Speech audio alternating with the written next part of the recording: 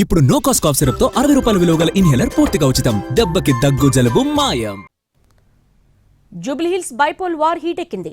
ఉప ఎన్నికలో గెలుపు కోసం ప్రధాన రాజకీయ పార్టీలు సర్వశక్తులు ఓడుతున్నాయి.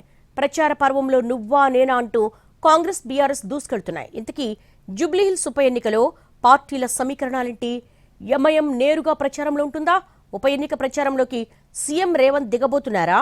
బీఆర్ఎస్ యాక్షన్ కి కాంగ్రెస్ రియాక్షన్ ఏంటి? జూబ్లీహిల్స్ ఉప ఎన్నికలో ప్రధాన పార్టీలు ప్రచార పర్వంలో దూసుకెళ్తున్నాయి. అందరి కళ్లు జూబ్లీహిల్స్ ఎన్నిక ఫలితాల మీదే ఉన్నాయి. బీఆర్ఎస్ సిట్టింగ్ సీటును దక్కించుకుంటుందా? అధికార పార్టీ కంటోన్మెంట్లో మాదిరిగా జూబ్లీహిల్స్లో బాగా వేస్తుందా అనే చర్చ హాట్ గా నడుస్తోంది. జూబ్లీహిల్స్ ఉప ఎన్నికలో కాంగ్రెస్ జెండా ఎగరేయాలని ఇప్పటికే వర్కౌట్ మొదలుపెట్టింది. 3 మంత్రులకు ఇన్ఛార్జ్ బాధ్యతలు అప్పగించింది. డివిజన్ల వారీగా ఎమ్మెల్యేలకు పని విభజన చేసింది కాంగ్రెస్. అధికార పార్టీకి ఎంఐఎం మద్దతు ప్రకటించింది. అయితే ఎన్నికల ప్రచారంలో ఎంఐఎం పాత్ర ఏంటి అన్న చర్చ నడుస్తోంది. ఇప్పటికైతే ఎంఐఎం ఎమ్మెల్సీలు నాయకులు తమ పార్టీ ప్రభావిత డివిజన్లో ప్రచారం చేస్తున్నారు.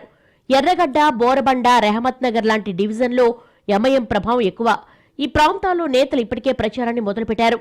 ఎంఐఎం అగ్రనేతలు కాంగ్రెస్ కు మద్దతిస్తున్నట్లుగా ప్రకటించారు. ఎంఐఎం పార్టీకి సంబంధించిన కొంతమంది నేతలను బీఆర్ఎస్ చేర్చుకుంటోంది. అయితే బీఆర్ఎస్ కాంగ్రెస్ అభ్యర్థిపై చేస్తున్న ఆరోపణలే ఆ పార్టీలో చేర్చుకుంటున్న నాయకులపైన ఉన్నాయి. రౌడీ షీటర్లను బీఆర్ఎస్ లో ఎలా చేర్చుకుంటుంది అంటూ ప్రశ్నిస్తోంది కాంగ్రెస్. నవంబర్ 1 నుంచి విస్తృతంగా ప్రచారం చేయాలని డిసైడ్ అయింది. సీఎం రేవంత్ రెడ్డి కూడా ఎన్నికల ప్రచారానికి వెళ్లాలని నిర్ణయించారు.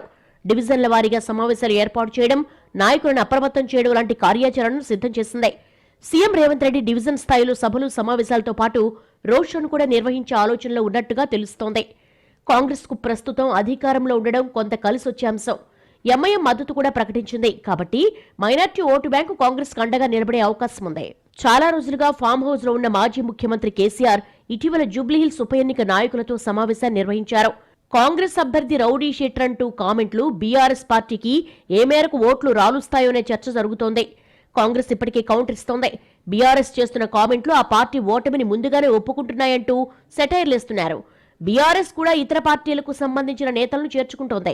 వాళ్లపై కూడా క్రిమినల్ కేసులు ఉన్నాయన్న సంగతి కేసీఆర్ మర్చిపోయారా అంటూ ప్రశ్నిస్తోంది కాంగ్రెస్.